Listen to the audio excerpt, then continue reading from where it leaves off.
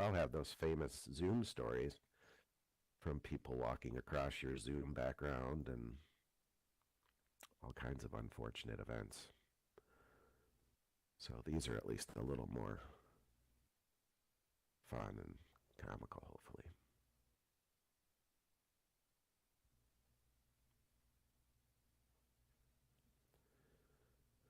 Yeah, the virtual background. Yeah. I know, that's a standard now, right? You want to hide your background.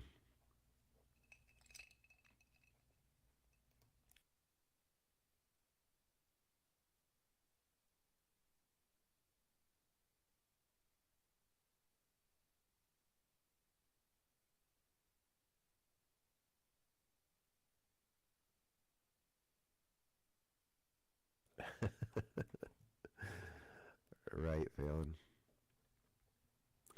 All right, I've got 1 minute till things begin, so. Oh, there you go, Sheila. Use SL pictures as Zoom backgrounds. That's a great idea. Wow. I love it. I'm stealing that idea. That's a good one. And I mean, and think of all the images you can have. And of course, if you put your avatar next to you. Oh, there you go, Val. See? Boy, am I late to the party.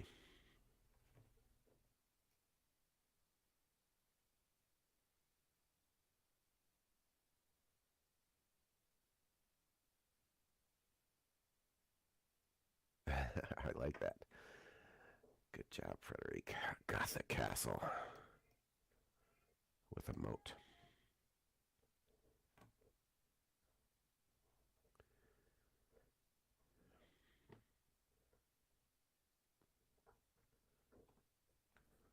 All right. Well, I have the top of the hour, which is our time to get started, and I would like to do that. We'll get started right on time here and take full advantage of the 50 minutes that we have, because I know there's a lot to talk about and a lot of topics and themes we could talk about. First of all, I'd like to welcome everyone. My name is Spiff Whitfield, Andrew Wheelock in the real world. I have the honor of sitting here today doing this interview. Poor Phelan, Kevin, came down with a cold, and I think he might have given it to me. Kevin, I'm starting to sniffle now these days, so maybe you can catch a cold through Second Life. I don't know. But anyways, my voice is good enough to carry on with this interview, and I shall carry on because it's important, and I'm really excited to interview someone that's become not only a colleague, but I think a really good friend, a virtual friend per se, because, Val, we've never met, but friends, I think, really good friends through our interactions. So with that, let me introduce our special guest, because it's really our chance to get Val's ideas and thoughts out to everybody. But let me just give some background to who Valerie Hill is, Valibrarian Gregg here in Second Life. For those of you who don't know, and I know many of you already do, but here's some background that you probably didn't know the full extent of it. But Val has a background in teaching for 35 years at all levels. That's an astounding feat, from kindergarten through college. She earned a PhD in Library and Information Science in 2012 at Texas Women's University with a research focus on virtual environments. That's pretty good. 2012, that's probably an early precursor for virtual environments for getting in. Although really, maybe not really. I think I came in Second Life in 27, so maybe not. But Val has worked, or let me back up a second, and she is passionate about changing literacy in digital culture. For the past 15 years, Valibrarian has worked on embedding information literacy, particularly digital citizenship and meta-literacy, in curriculum, online learning platforms, and virtual worlds. Her fifth grade technology club designed and built a digital citizenship game in Minecraft. Valerie has presented at conferences both physically and virtually, written numerous academic publications, and currently serves as the director of the Community Virtual Library, which supports the Virtual Worlds Education Consortium. Wonderful group. Currently, Dr. Hill lives with her husband in Seattle, Washington, and continuing her research on the evolving metaverse.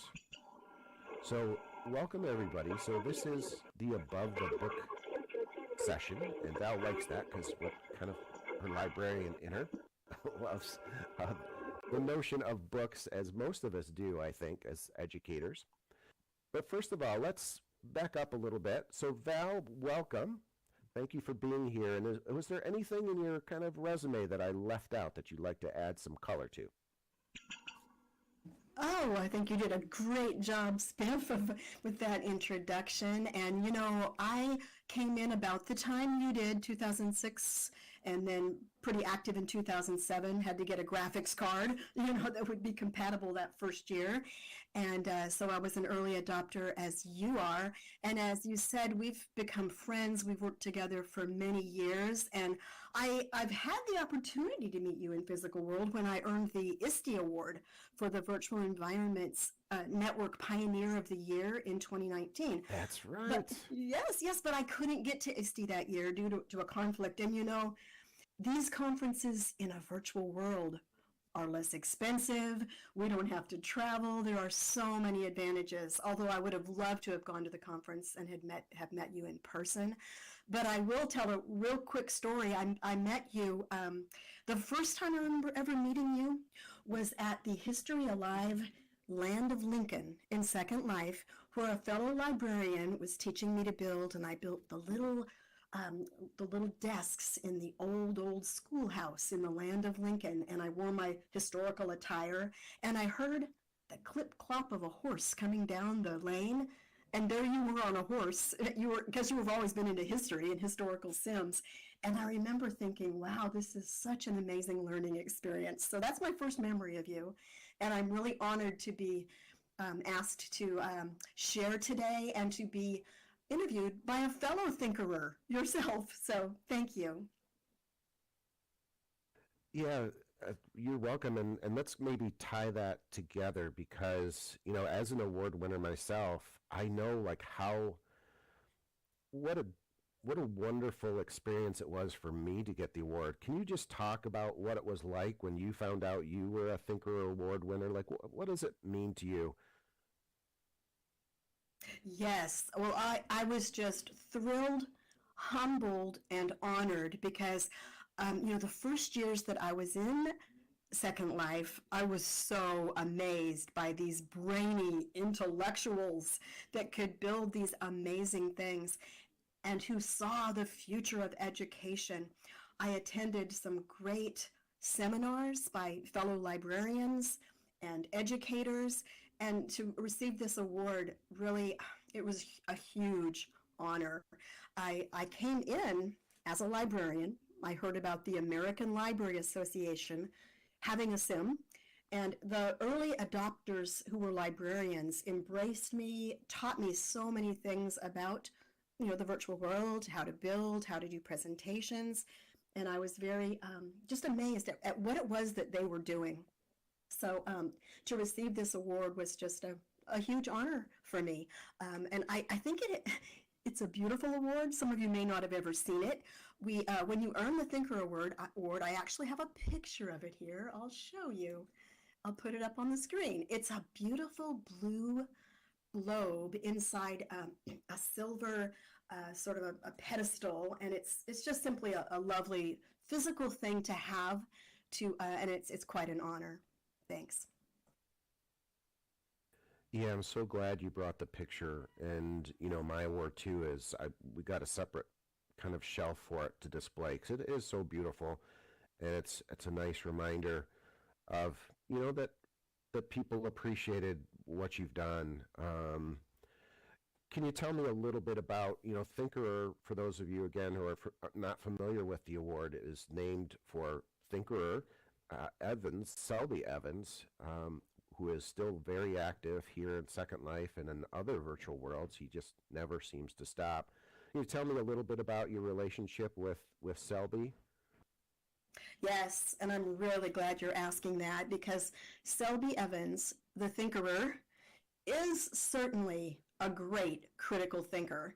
And he's had a huge impact on me professionally, personally, in my own growth and development as just an amazing person. And also, he's been a huge supporter of the community virtual library.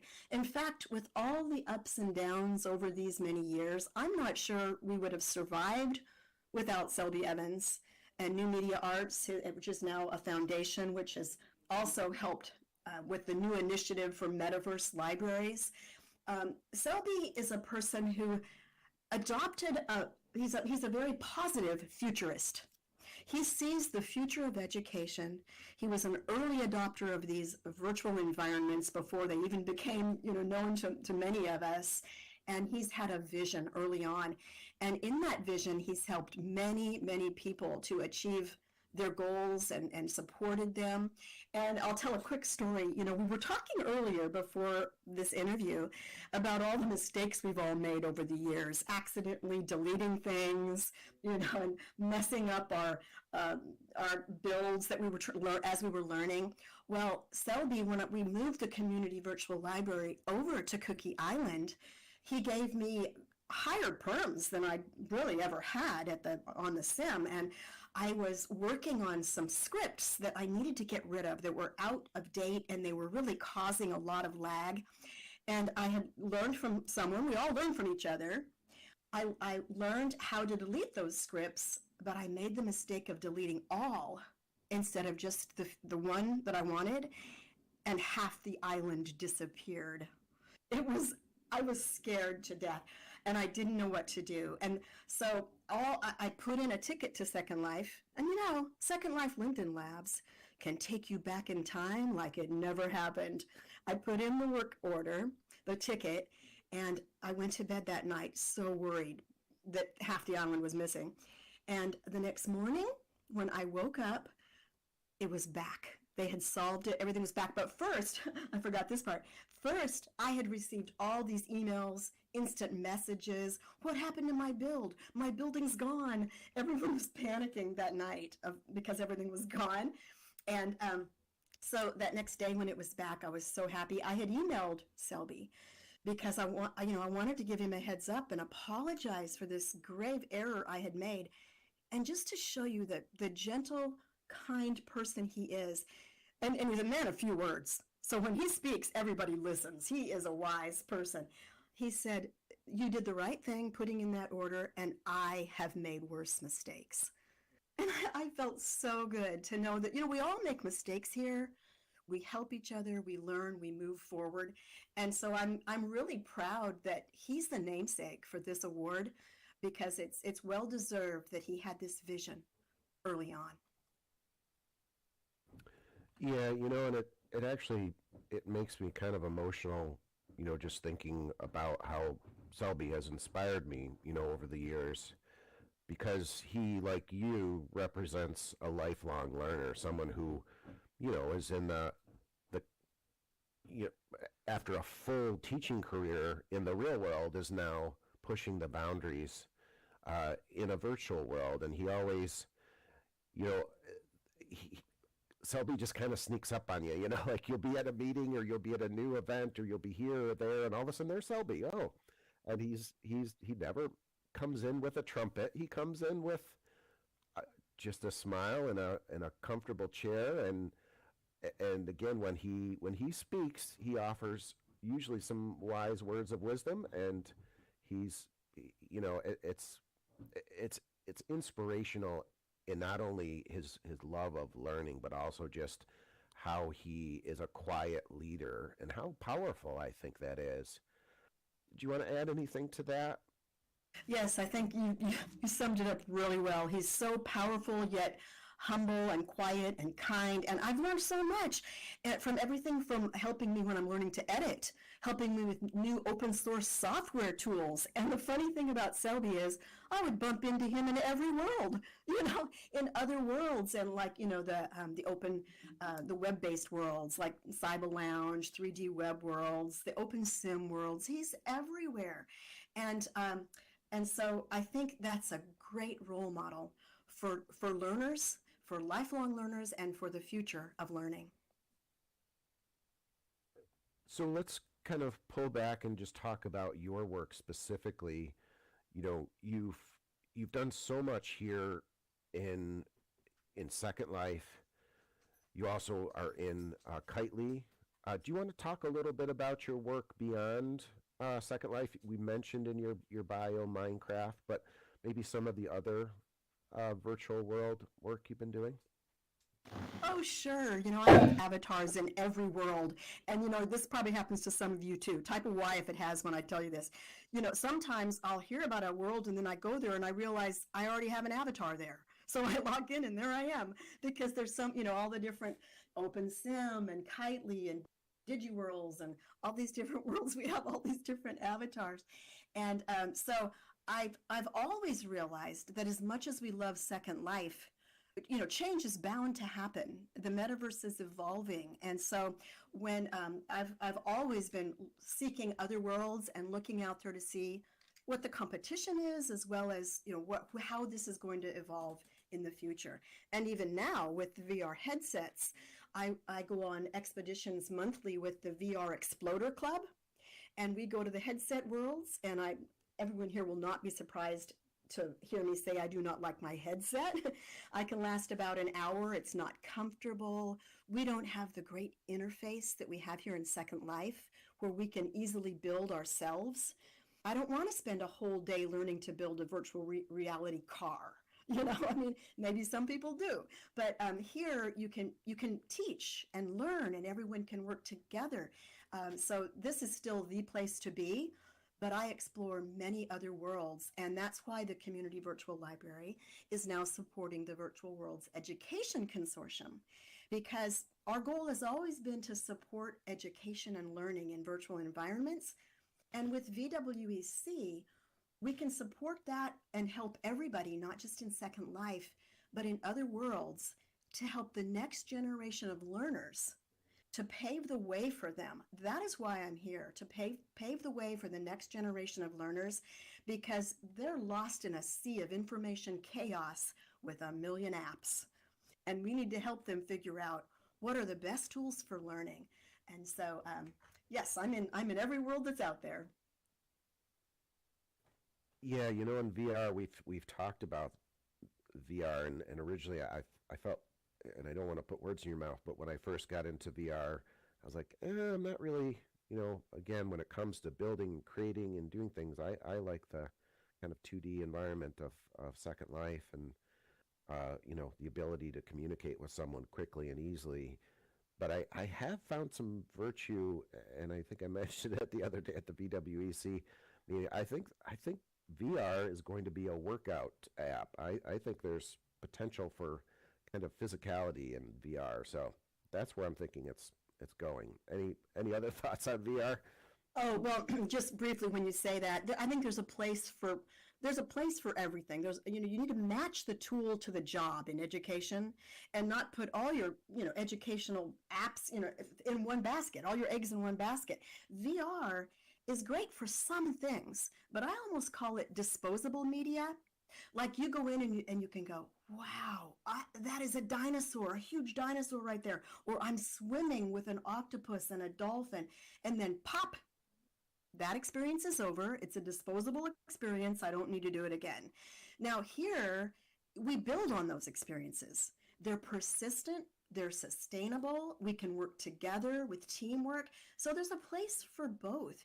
And, we don't know how it's going to evolve in the future. I know that one of the tools that I've explored that is a really cool VR experience is Microsoft HoloLens, where you can calibrate an entire room to be a VR space. And maybe that's in the future, an entire room will be the VR space. We don't know. But for now, I greatly prefer what I call desktop VR over the headset. We're in desktop VR. Now, I have a pretty big desktop in front of me, but I feel fully immersed here. We are all here together in this space in desktop VR, which is a virtual world. But who knows? I may change my tune 5 years from now. Things are evolving, and we have to be willing to change. So I think that's a good transition to where I want to go next, which is combining libraries and virtual worlds. I'll tell you just a brief, kind of ridiculous story maybe, but this past year I've had a hard time sleeping at night, and I think part of it is because I'm on the computer, too late at night. But I think the other issue with me is I've lost that nighttime reading. And so I made a New Year's resolution to go back to good old, reading a book before bed and not looking at the news or not turning on the TV or my computer, spending like that last hour to half hour reading books again. And I've loved it. I found some really great people on Instagram that are recommending books. I haven't read fantasy in for forever, but I just, I said, you know what, let me bounce back to that and let me have some fun with that. And it's helped my sleeping. That's all I can tell you. So can you talk about, books, libraries, reading, and virtual worlds, how we can maybe get some balance between all of those to make for a beautiful world and help us read books? I love it, love it, love it. I wear the books on my head as a tip of the hat to the time what are the Gutenberg parentheses. The Gutenberg parentheses have closed. And that's that parenthetical time era from about 1500 when the Gutenberg press came out to about the year 2000 when the digital age completely overtook print. And that's closed. But books are still a great format. Now, I'm going to put this in the local chat. Libraries have changed, and most content is born digital in the digital age. And I put some citations to a lot of the work that I've been doing over the past few years. I have a book out about metamodernism and changing literacy. And what you said, we scroll, and we're like infovores on the hunt for information with our digital devices and our incoming. That's the digital age. We live in it. But for me, I make a habit every night I read. I'm in a classic book club. I'm in read aloud book clubs here in Second Life. I read, even if it's just, if you're tired, read a couple paragraphs. I've got my husband into really reading too. One night he only read one sentence, but he read. And books are still a great format, and so are ebooks. If I can't get the physical book, sometimes I use an ebook. But I really do love books in print. But I think they'll always be around. But the funny thing is, people assume that because I'm a virtual world librarian and I work at a library here, that when they come into CVL, they're coming in for a book. A book is only one format of information, and it's not necessary in the virtual world to walk in CVL, go to that, and it's a gorgeous library, and it has all these books, and they're real books. But is it necessary to walk into that beautiful reading room, click on a virtual book to take you to the Gutenberg project so you can read it in PDF format? That's completely unnecessary. It's a tip of the hat to the tradition of the past. I'm a librarian of virtual spaces, all kinds of formats, and a print book is but one. So when people do not know what a librarian is anymore, and that has been really frustrating to me, but I carry on because I like the word L, the librarian. The word information specialist, there's been all of my career, for 35 years, there's been a battle over the I word and the L word. I is information, L is library, and I'm a librarian, and people think that just means books, and it's difficult to explain that books are but one format. And here in the metaverse, I would like to say that the people here, the simulations here, going inside a historical simulation, like say you've probably been to the Poetry Archive of World War I. You go in there and you read these poems these soldiers wrote, and you're listening to the sound effects behind the barbed wire in the trenches. You're entering the media. You're entering the book. And you know this, Spiff, with the Anne Frank project. You're entering that cramped little house, and when you're reading her diary and you're entering it. That's why I'm a virtual world librarian. It's not just the book. It's what this interview is called. It's above the book. Oh, wow. Yeah, that's a lot. It really kind of paused and made me think. And let me ask this, because I know you're among friends here, and we're kind of speaking to the choir. But when you go to, say, other library venues, conferences, and talk about your work, I'm sure you, like many of us here, myself, I've been in this room far too many times where you look out and you see people eyes start to gloss over. They don't really seem to be picking up what you're putting down. How do we get people to convince, or how do we convince the naysayers and the ne'er-do-wells, or do we not? Do we just keep plugging along in our own little circle of friends here and hope that our kind of light will eventually bring other people in? What's your thoughts? I know that's kind of a big question, but thoughts on the Yes. non-believers? Yes, and Spiff, you and I have had this conversation before. Over all these many 15 years, there's been times where we've maybe even met in another world with some colleagues and said, what are we going to do? Nobody's coming in world. How do we get other teachers? I was in a school where I tried to explain to them to come in, and no one would in my campus. I don't blame teachers. They do not have time. I had to learn all of this on my own time outside of school. I would go to library conferences, education conferences, and share Second Life. If the internet would allow me to get in, sometimes I had to just talk about it. But and I would share and explain, and they would be fascinated, but then they would just leave and they wouldn't take the time to come and try it. So my answer to your question is really twofold.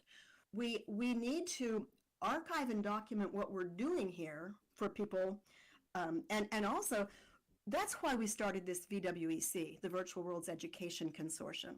There are so many people that don't know what we've done, even among our own groups. We find, and of course, the Virtual Pioneers has been really great about going out and touring a lot of great simulations, but there are many people that don't realize all the educational content that has been created here over these past 15 years and more. And if we can pool our efforts inside Second Life and the other worlds and document this and share it and quit striving to reinvent the wheel, that's one thing we can do. That's inside the virtual world. And then we can also take this outside the virtual world. And I often am invited to conferences now online, like through Zoom or webinars. I did one just this past year for the Kansas Library Association. Of course, the buzzword was VR. And then they wanted to talk about the headsets and all that. But then I got to explain to them, there's something better that's been going on for 15 years. The metaverse is not new, And so I like to say Second Life is the original metaverse. When we know that anything is possible here, anything, but I'm here for the educational part of it, of Second Life. And I have definitely a clear view of the future of that.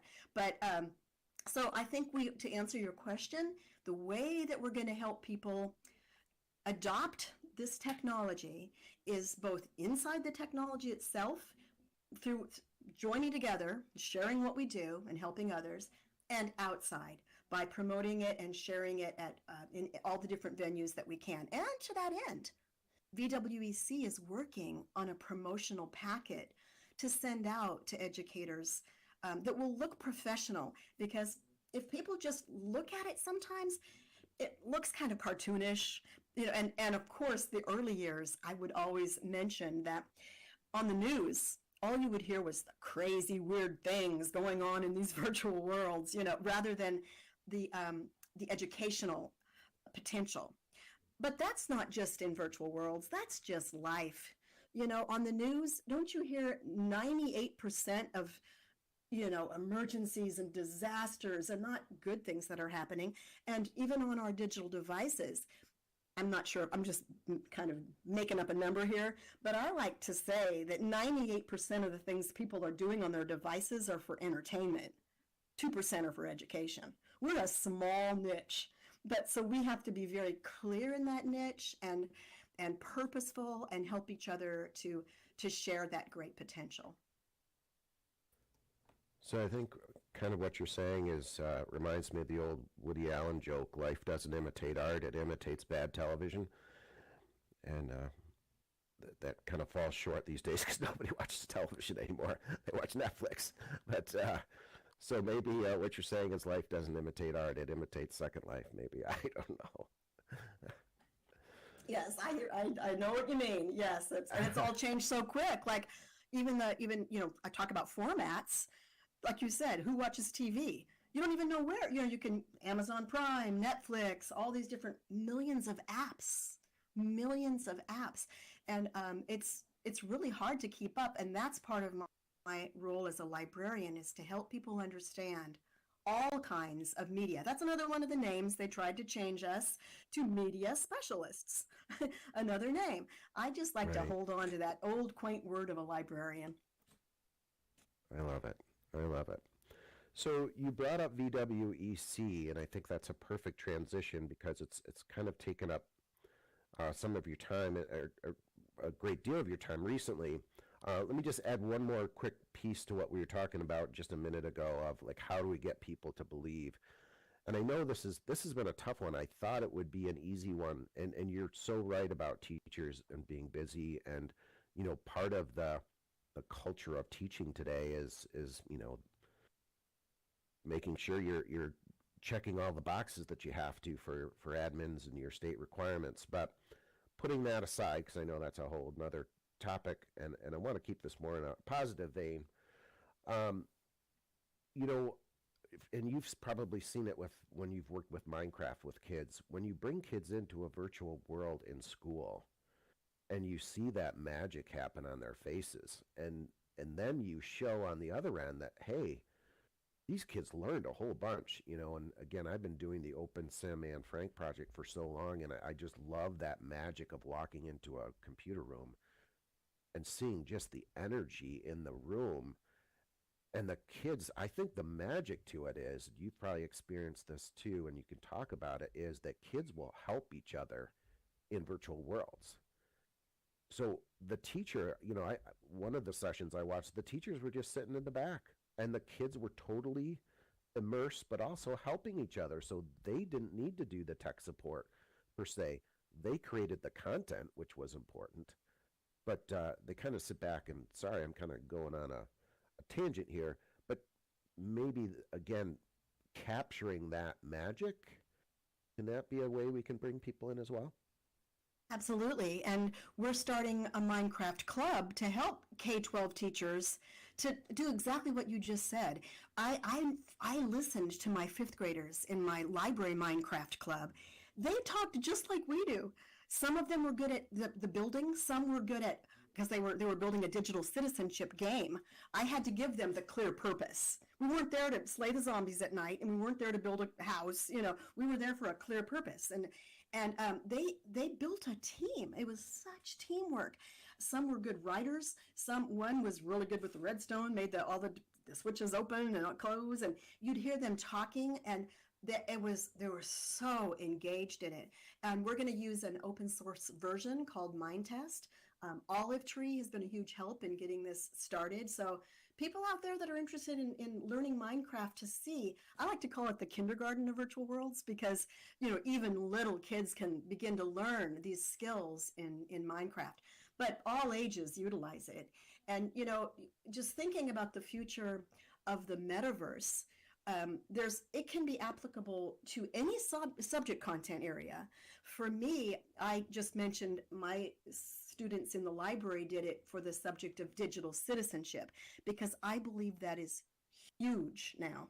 And right now there's all that whole hearing going on with TikTok and the problems with cybersecurity and privacy and the harm that kids have with social media and their confirmation bias and their self-esteem. And I mean, there's so many problems facing the next generation on their digital devices. So I do presentations here in Second Life for students, and some of the students, like for John O'Connor's class on meta literacy and digital citizenship, and I know that they are just, I can tell when they're talking about it, that they realize this is a big, important concept for the future. And there's a lot, and I'll move to this. I put a picture of this up here. There's a dark side of digital culture, and it's not all good. We need to really think clearly about the next generation, and this is part of librarianship, understanding how to navigate in digital culture. And so I just bring that up because that's what I had my kids doing in Minecraft, was thinking at their age level, what does it mean to be a digital citizen? You and I are sitting here as avatars. Talk about a digital citizen. We're an embodied, we're made out of code. We're an embodied person, but we're our real selves. And this is important to think about, how we use these tools, all the digital tools that we're handing to the next generation. That's a great point. I'm glad you brought it up. And one of the kind of workshops that I've been tinkering with for teachers over the next year, and I want to call it Defense Against the Dark Arts.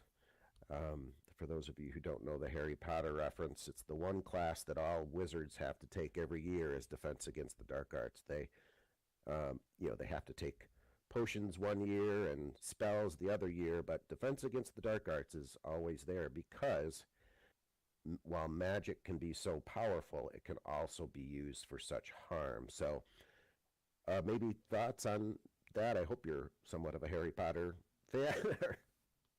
Oh yeah, sure. Definitely. I love fantasy and of course, all forms of literature. But yes, I think that that really, Harry Potter and those kind of books really help bring in that element of magic. And here in the metaverse, we can make magic happen. Anything you can dream of, you can make happen here. Things you can't do in the physical world. And I think that's important to bring that out and bring ways of utilizing that for good, for positive. And I have this dark side of digital culture picture up here, but I'm a very positive person.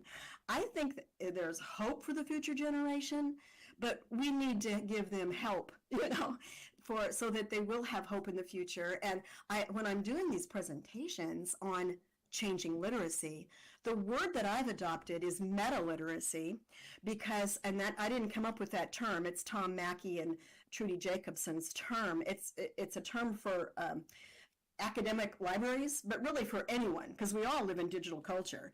But meta-literacy is how to be literate online in digital communities, and that's mostly where we all live. And I always say, people that look at me like, that's not where I live. Well, ride a city bus. Do you see anybody not staring at their phone everywhere you go? We live in digital culture. Whether or not you have an avatar, when you're on that device, you're not with us. You're somewhere else mentally. So meta-literacy has become a critical element for everyone, from tiny kids. It's kind of sad sometimes when you see families out and little tiny children, they're not talking with their family, they're on their device.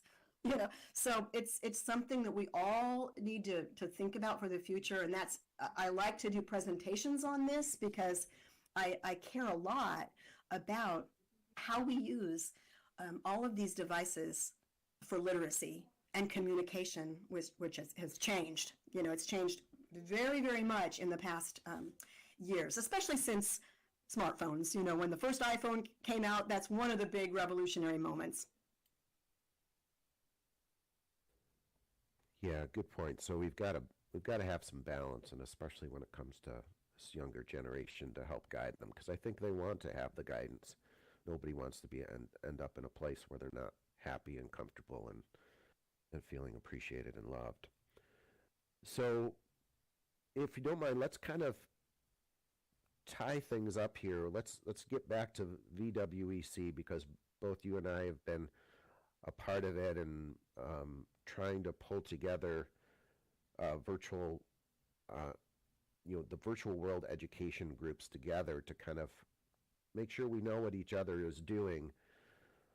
And it's been so valuable, but we still have work to do. So do you want to just maybe talk a little bit about where it's been and where we see it going? Oh, sure. First, the Community Virtual Library began way back in 2006, and I'll put that in chat. I have just a little link that's actually on Wikipedia about virtual libraries in the past.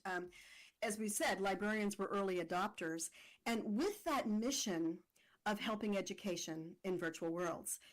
But there's been so many different groups all striving to do that to help with education, and each community kind of has its own focus, whether it might be art or science or history, a lot of great, historical simulations and all of that. So everyone was sort of out there in isolation, even though they would go to different sims and teleport and appreciate the other communities. But when we realized in the early days, there used to be these campfires, and new educators would come for ISTE and hang out and help each other and talk about the future. And there was this excitement about what the metaverse would evolve into. And we all, of course, talk about Snow Crash and how Neil Stephenson, coined that term, the metaverse. And then it just never seemed to pull together as far as that. That separation was always there, this community and that community, and we can't be everywhere, and there's always going to be conflicts with some of our events on our calendars. But I think an awareness that we're all in this together is what we were looking for, and a way to help each other and support people at different levels of learning and different talents and skills. And that's why VWEC was born, the Virtual Worlds Education Consortium. We thought it was just going to be quarterly meetings to talk. But people wanted more. They wanted more support. And that's when I realized that the Community Virtual Library, people were coming, they thought they would come to the library for some sort of book or library program. They didn't realize that we were trying to support them and their communities. And we had a database to do that, but it was really hard to get that word out there. So now we can do that by putting our efforts into the Virtual World Education Consortium, because that's the whole point, is to support educators, teachers, lifelong learners, so they can find the information they need, whether that's people, expert avatars, help in the virtual worlds, or whether that's communities, or the great simulations, the historical learning environments, all of those things. Those are library resources, and we can help pull those together with all of these groups. So I'm really thrilled that VWEC took off, and then all of you, like when you came on board, it's like we've known each other for years. Why not pool our efforts, but still maintain our identities as far as whatever the particular niche or group or community you're involved in.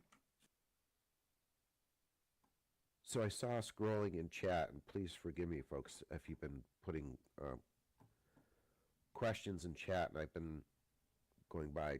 Local chat sometimes overwhelms me. But I did see Monica put in there, and she said, is there a library on here? And maybe put a fine point to her question. Where would you recommend is the place to start to find out about Virtual Worlds Education Consortium or the virtual library? Oh, well, we have our brand new website about to be launched, and that's the place to go.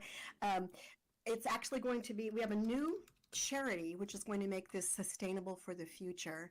And the parent organization, and this is under development, so the website's fairly new, it's metaverselibraries.org. Now, you'll see the partners underneath there in the partner gallery. VWC is right there. That's the main point of Metaverse Libraries, is to bring people the resources they need, and VWEC is the place to go. Now, underneath there is also the Community Virtual Library.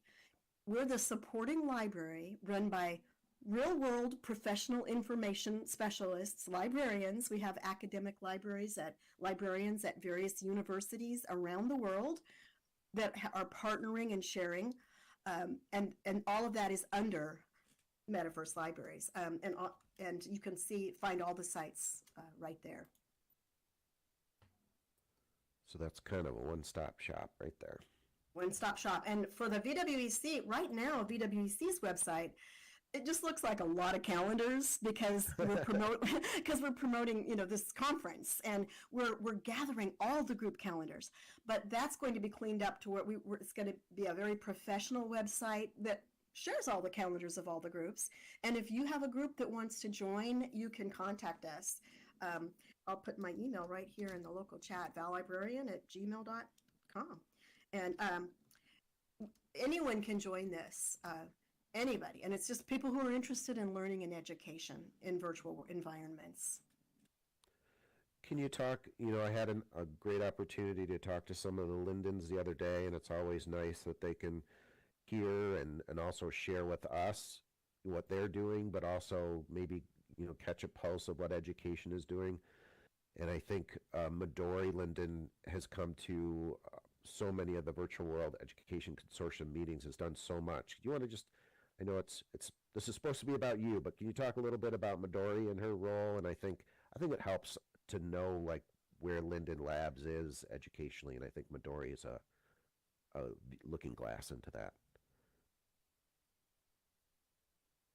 Absolutely. I don't think VWEC could have possibly succeeded without Midori Linden. And having that support of Linden Labs is huge. Ellie Pinion, who's another one of this wouldn't have happened without Ellie. Ellie and I often say that this was a make it or break it moment for Virtual Worlds. If we could pull all this effort of people together, there's a future here. And Midori Linden played a huge role in helping that happen, to show that support from Linden Labs. And she's brought Strawberry Linden in to help promote. And we have a huge pool of people helping with the promotion, like you're on the communication team, because nobody can do this alone. It takes all of us working together. And so Midori supports and meets with us often, weekly, to see how things are going. And she helped with the VWEC Eduverse Reserve, which is an area of Second Life, like a neighborhood where all the educational sims can be close to each other. So when students come in, they're not distracted by adult content in some kind of sim right next door, to their campus, or, some not high quality simulations, but just, kind of silly games or whatever. We wanted a lot of serious educational simulation sims and spaces to be near each other. And she's had that happen free of charge. Any educational sim can contact Midori and move to the Education Reserve, but it's not mandatory. The great thing about Second Life, we're all only a teleport away. So if someone does not want to move, they can still be part of VWEC. It's open to anyone. And it's been great to have that support from Midori and Linden Labs, but we also, we're in other worlds. And I want to make that clear. It's plural virtual worlds, not just one, because as much as we love Second Life, and we will be here as long as Second Life is viable, and I hope that continues in the future, but we do want to be aware of the other worlds and bringing people across the metaverse in other spaces, because a lot of people, and I put my personal definition of the metaverse up here, because there's still a lot of people with misunderstanding about what that means. Some people just think it's the internet. A lot of people hope that the metaverse will one day have this word interoperability. The closest thing to interoperability in the metaverse right now is OpenSim and the open source worlds, where you can take your avatar, hypergrid jump from world to world. We are partnering with the Hypergrid Safari.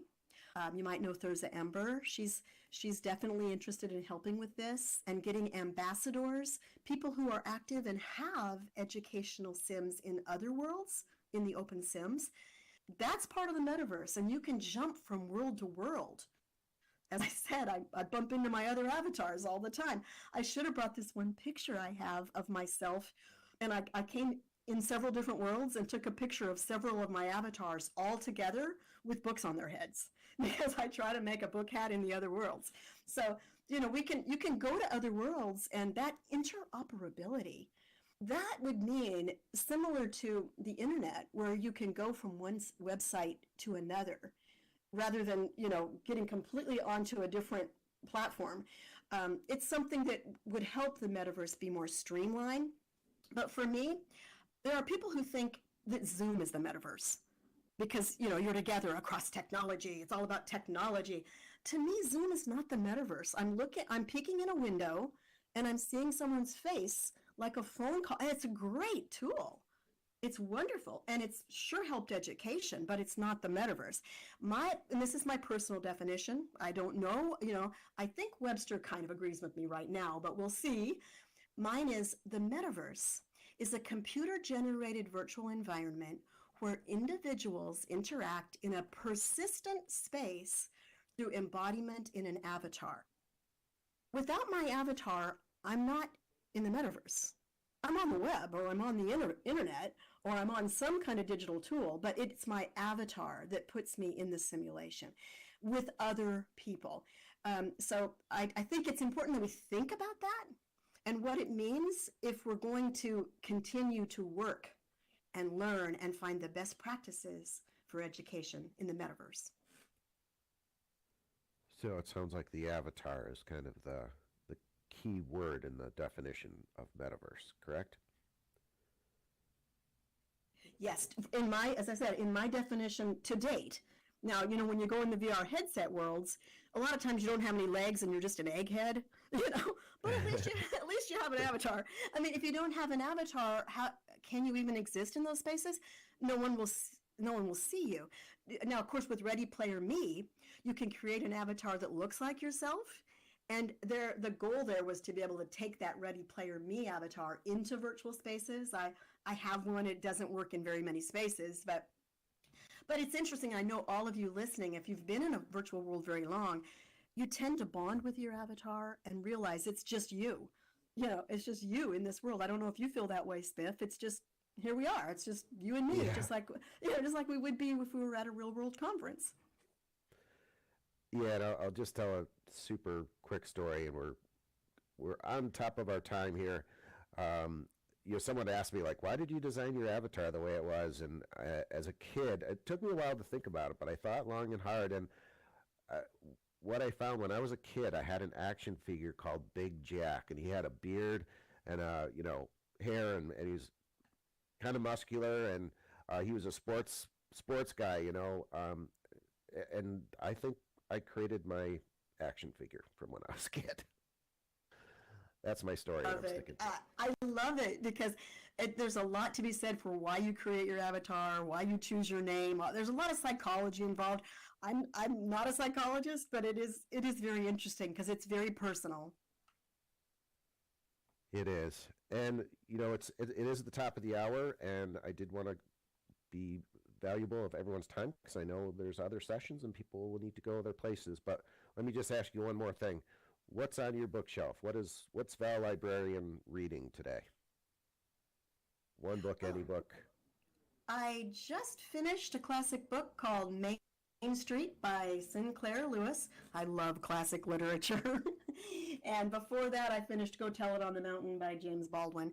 And I'm going to be reading Frankenstein by Mary Shelley soon. So, it's just fun to sometimes read. But I do have one closing thought, Spiff, that I would like to leave you with, and that's when you've been asking me a lot about what it means to be a virtual world librarian, and I just want to close with you avatars here and your communities. Those are resources, real educational resources, and you sitting here, you are like the books that I can circulate in the Metaverse Library alongside traditional resources. So that's why I'm here, and I hope you'll contact me so that I can include you in the circulation process. Great. Well, thank you everyone for coming. Thanks to Carolyn, and we had another person doing our transcripts. I want to thank them for doing that. It's a lot of work. Marley, I believe, was also part of that. But anyways, thanks, Carolyn. Much appreciated, and thanks everyone for being here. And you know where you can find Val, so she's always happy to answer questions. To all who helped, and thanks for all who are here that have contributed. A lot of the great volunteers are sitting right here. Thank you all.